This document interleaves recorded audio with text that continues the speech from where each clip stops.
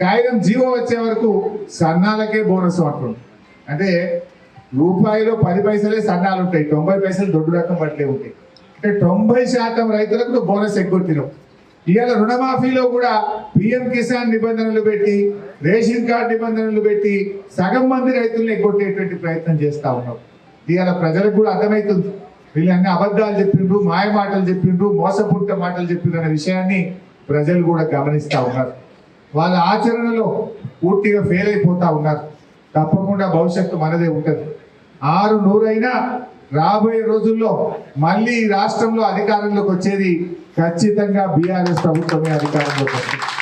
ఇవాళ ఏ కార్యకర్తలు అయితే కష్టపడుతున్నారో, ఏ కార్యకర్తలు అయితే నిజాయితీగా పార్టీతో ఉన్నారో మీ అందరినీ కంటికి రెప్పలాగా కాపాడుకుంటాం. మీ అందరికీ మంచి గౌరవం దొరికే విధంగా నేను బాధ్యత తీసుకుంటా ఈ పటాన్చెరు నియోజకవర్గంలో.